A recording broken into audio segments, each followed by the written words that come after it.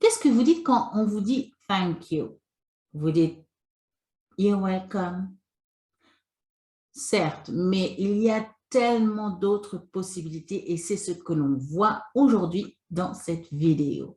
Bonjour, je suis Florence Vigan, votre coach d'anglais, créatrice de la formation « Osez enfin parler anglais sur 30 jours » que vous pouvez trouver dans la description de cette vidéo. Et aujourd'hui, on parle des autres alternatives à « you're welcome ». Donc, en effet, quand quelqu'un vous remercie pour avoir fait quelque chose ou juste par politesse, vous avez tendance à dire « you're welcome ». You're welcome, oui, c'est correct, mais c'est vraiment trop utilisé. Il y a tellement de possibilités que nous voyons aujourd'hui. Alors, tout d'abord, ça dépend de la situation. Pourquoi est-ce que la personne vous a remercié? Le merci général, normal, automatique, je dirais même de la politesse. Pour répondre à cela, vous avez effectivement la version « You're welcome », un automatisme, c'est comme ça, c'est de rien. Bref. Mais vous pouvez aussi dire « My pleasure »,« My pleasure ». Si vous êtes dans un métier avec le contact humain, contact client, par exemple, quelqu'un vous achète quelque chose et il vous remercie, là, vous pouvez dire « My pleasure ». My pleasure, c'est avec plaisir. C'est moi qui vous remercie. En français, on dirait ça peut-être. Donc, my pleasure. Dans le même sens, vous pouvez dire « The pleasure is mine ». The pleasure is mine. D'accord? The pleasure is mine. Donc, c'est déjà deux autres possibilités automatiques. Quand quelqu'un vous remercie, vous dites « The pleasure is mine ». The pleasure is mine. Ou alors, my pleasure. On vous sert un verre, enfin, vous servez un verre à quelqu'un, à un ami ou autre, et il vous dit thank you, vous pouvez dire my pleasure. D'accord? Maintenant, passons à quelque chose comme si vous avez rendu un service à quelqu'un et qui vous remercie pour ce service. Là, vous pouvez dire anytime, anytime, anytime, en un seul mot, hein, attention, anytime. C'est une réponse automatique pour dire que, de rien, c'était, ça m'a rien coûté de vous rendre service anytime, anytime. Dans la même idée, vous pouvez aussi dire no worries, no worries.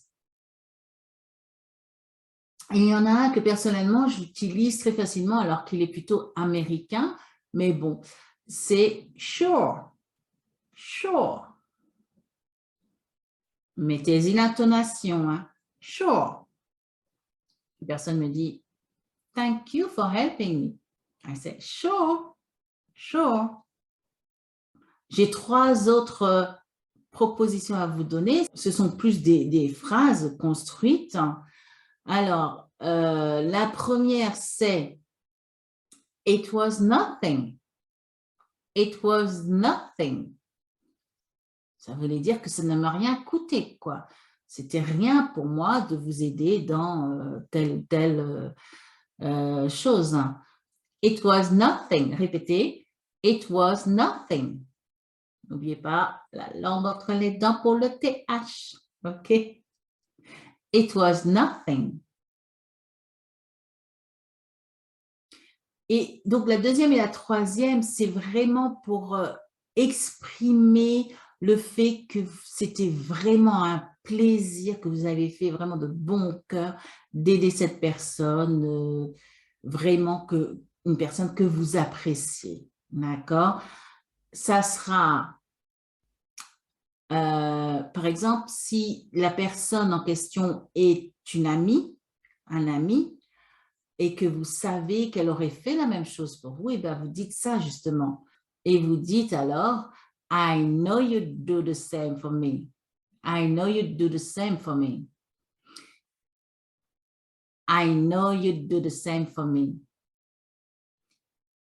Attention, parce qu'on n'entend pas vraiment le would que j'ai contracté avec le you, bien sûr. Normalement, c'est I know you would do the same for me. Je sais que tu ferais la même chose pour moi. D'accord? Mais comme le verbe, c'est do qui commence par un D, alors la contraction du would ne s'entend à peine, ça un petit peu, mais franchement, à l'écoute, on n'entend pas. Hein? Donc, I know you would do the same for me. I know you would do the same for me. L'air de dire, c'est normal que je fasse ça pour toi parce que si j'étais dans ta situation, eh ben, je sais que tu ferais pareil pour moi, que tu me rendrais l'appareil. Donc, I know you'd do the same for me. Répétez, I know you do the same for me. I know you do the same for me. I know you do the same for me. Excellent. Et enfin, la dernière, c'est vraiment pour dire quelque chose dans le sens, c'est la moindre des choses, c'est le moins que je puisse faire. Et là, ça va être justement ça.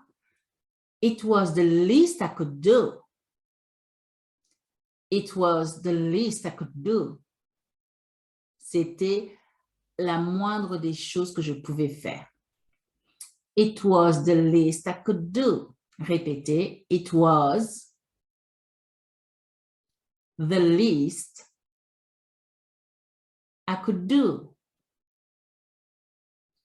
It was the least I could do. It was the least I could do.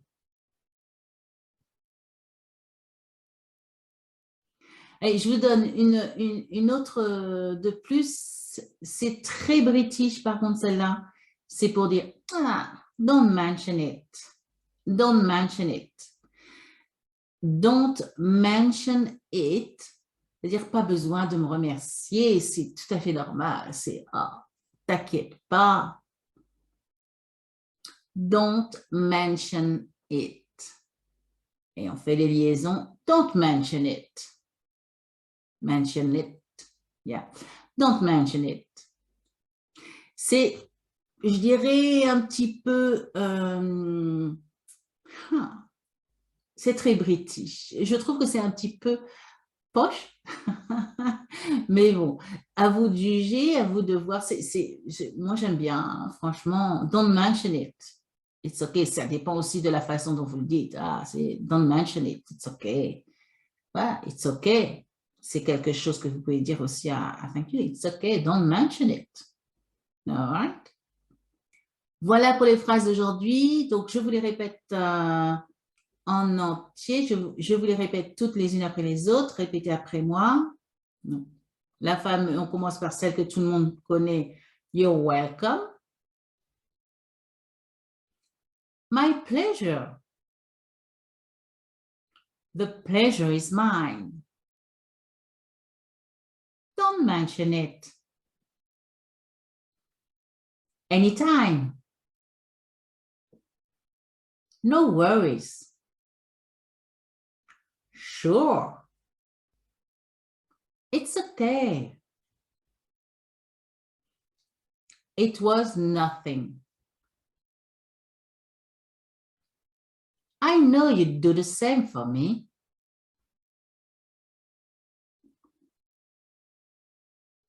It was the least I could do. Voilà, si vous avez appris quelque chose, n'hésitez pas à mettre un like, ça m'aide pour le logarithme de YouTube et je vous en remercie très sincèrement.